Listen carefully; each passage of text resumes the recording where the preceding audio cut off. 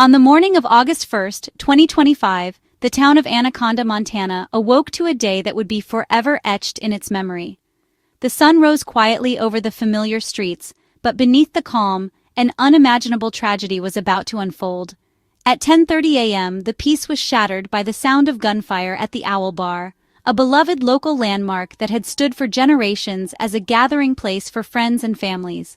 The bar, known for its welcoming atmosphere and deep roots in the community, suddenly became the center of a nightmare. Without warning, a gunman entered the bar and opened fire. In a matter of seconds, a place that had witnessed countless celebrations and reunions was transformed into a scene of chaos and devastation.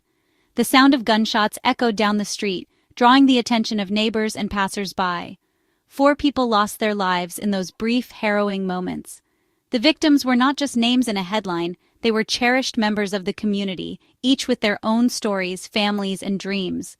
The shockwaves from the shooting rippled through the tight-knit town, leaving everyone reeling. News of the tragedy spread rapidly, first by word of mouth and then through phones and social media.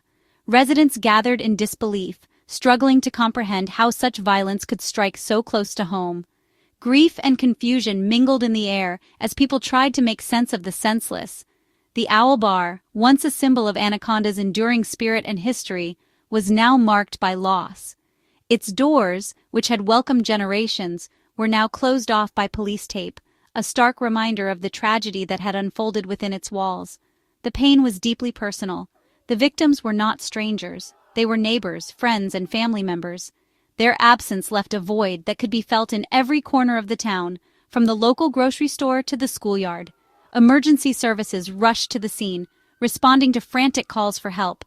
Paramedics, police officers, and firefighters worked together amid the chaos, doing everything they could to save lives and bring order to the confusion. Their efforts, though heroic, could not undo the heartbreak. As the day wore on, the town's sense of safety was shattered. Fear and uncertainty replaced the usual sense of security. Residents gathered in small groups, searching for answers and comfort, while police patrolled the quiet streets, determined to restore a sense of order. Anaconda would never be the same. The events of that morning left scars that would take years to heal, and the memory of those lost would forever be a part of the town's story. The Anaconda shooting was the 9th mass murder in the U.S. in 2025, all involving firearms. Just days earlier, another mass shooting occurred in New York City. 4 of these tragedies happened within a single month, highlighting a disturbing trend. For Anaconda, national statistics became a painful local reality. The town joined a growing list of communities forever changed by gun violence. Here, guns are part of the culture, but this act shattered trust and security. The tragedy forced difficult conversations about safety and identity. Anaconda's scars are now part of a national crisis. Police quickly identified Michael Paul Brown, age 45, as the primary suspect in the case. Brown wasn't just any stranger. He was a familiar face in the neighborhood, living right next door to the Owl Bar, the very place where the crime unfolded. His close proximity to the scene sent shockwaves through the tight-knit community, making the incident feel all the more personal and unsettling for residents who thought they knew their neighbors. The fact that Brown lived just steps away from the bar where the crime occurred made the situation even more disturbing. People who had seen him around town, exchanging casual greetings or sharing a drink, now found themselves questioning everything they thought they knew about their community. The sense of safety that once defined this small Montana town was suddenly replaced by fear and suspicion. Authorities wasted no time in releasing a detailed description of Brown to the public. He was described as standing 5 feet 10 inches tall, weighing around 170 pounds, with striking blue eyes and brown hair. At the time of the incident, he was last seen wearing a tie-dyed shirt, blue jeans, and an orange bandana, an outfit that would stand out in most crowds. But in a small town, it became a chilling reminder of how quickly someone familiar could become a fugitive. Investigators believed Brown may have fled the scene in a stolen white 2007 Ford F-150 pickup truck bearing Montana license plate DTY 493. The vehicle became a critical lead, with law enforcement agencies across the state on high alert, searching for any sign of the truck or its driver. The manhunt for Brown quickly expanded beyond the local area, turning into a statewide operation. Every tip, every possible sighting, and every phone call to the police hotline was carefully investigated.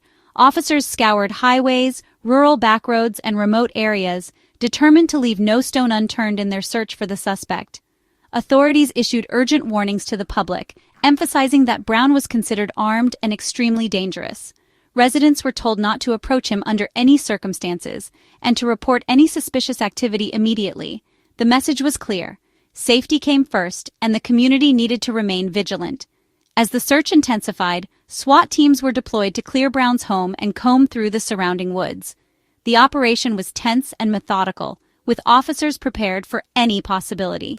The presence of heavily armed law enforcement in the quiet neighborhood was a stark reminder of the seriousness of the situation. The community was left on edge, gripped by anxiety and uncertainty. People peered out their windows, wondering if the suspect might be hiding nearby. Parents kept their children indoors, and neighbors checked in on each other, trying to maintain a sense of normalcy in the face of fear. In the aftermath, Anaconda's sense of neighborly trust was deeply shaken. The streets grew quieter, and the usual warmth between residents was replaced by a lingering unease. The community now faced the difficult task of coming together, supporting one another, and finding a way to heal after such a shocking betrayal from one of their own. The search for Brown triggered a massive multi-agency manhunt. Local, state, and federal law enforcement scoured the rugged terrain around Anaconda. Drones and helicopters scanned the forests, focusing on the Stumptown area. The presence of tactical teams and urgent warnings heightened anxiety. Residents were urged to report any sightings of Brown or the stolen truck. The operation was a race to restore safety and calm to a shaken town. Each hour without a capture deepened the community's fear. Anaconda, population 9,000, was placed on lockdown after the shooting. Streets emptied, businesses locked doors, and residents sheltered in place. In some neighborhoods, the lockdown was especially strict amid fears the suspect was nearby. Childcare centers enacted active shooter protocols, keeping children safe and calm. Parents waited anxiously for updates, unable to reach their kids. The silence was heavy with fear, not peace. Every siren and helicopter was a reminder of the ongoing threat. The lockdown was eventually lifted, but the sense of vulnerability lingered. The town's daily rhythm was replaced by anxiety and uncertainty. Anaconda's collective sense of security was deeply shaken. Anaconda's roots run deep, forged in the copper industry of the late 1800s. The iconic smokestack still stands as a symbol of the town's resilience. The Owl Bar, built in 1893, was a gathering place for generations of workers. The violence there felt like a violation of the town's very soul. Today, Anaconda is quieter but close-knit, with neighbors looking out for each other. The community has weathered economic hardship and adversity before. Now it faces a new challenge, healing from trauma and loss. The town's strength and solidarity will be tested as it grieves. Anaconda's legacy of perseverance will guide its recovery. The shock was palpable in Anaconda. In a town where everyone knows each other, news travels fast, but nothing could have prepared residents for the events that unfolded. The streets, usually filled with the sounds of laughter and conversation, were eerily quiet.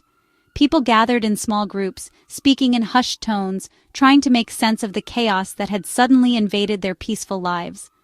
Barbie Nelson, owner of the Firefly Cafe, said, "For our town to be locked down, everybody's pretty rattled." Her words echoed the collective anxiety felt by so many. The Firefly, usually a hub for morning coffee and friendly chatter, was now a place of uncertainty, its regulars missing and its doors locked tight. Guns are common in Montana, but a mass shooting and lockdown felt foreign and terrifying.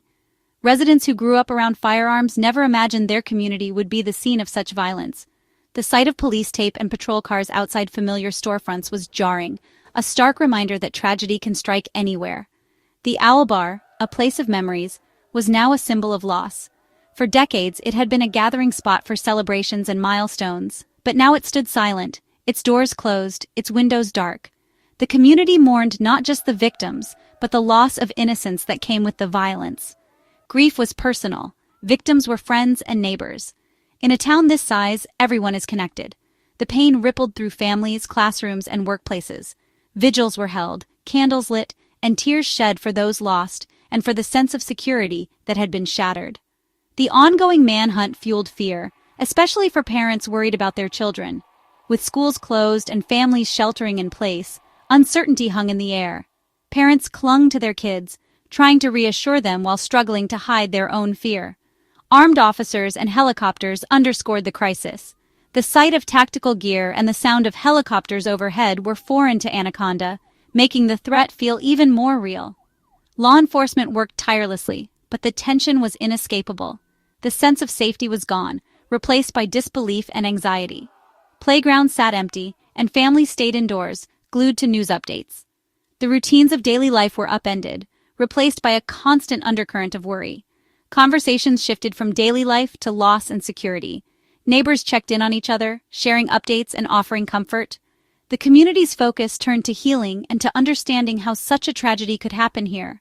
The community was left to process trauma and search for answers. Memorials grew on street corners, and the town came together in shared sorrow, determined to support one another through the darkness. "Everybody's pretty rattled" became the town's refrain, a simple phrase that captured the heartbreak, confusion, and resilience of Anaconda in the days that followed. State and federal officials responded swiftly, offering support and prayers. Governor Gianforte called for unity and comfort for the victims' families. Federal agencies joined the manhunt, using advanced technology to aid local police. Law enforcement held briefings urging vigilance and public cooperation. Residents were reminded, "Brown is armed and dangerous. Report any sightings." The official response balanced comfort, strength, and urgent warnings. Anaconda's hope for resolution depended on community and law enforcement working together. As the crisis subsided, Anaconda faced the long road to healing. 4 lives lost, families shattered, and a community forever changed. The Owl Bar, once a symbol of togetherness, now marked by tragedy. Grief and trauma touched everyone: victims, survivors, and witnesses. The town's trust and sense of safety will take time to rebuild. Vigils and memorials will help the community mourn and support each other. Counselors and mental health professionals will be vital in recovery. Anaconda's strength lies in its people, united in adversity. The world may move on, but the town will carry the scars. Through resilience and solidarity, Anaconda will find a way forward.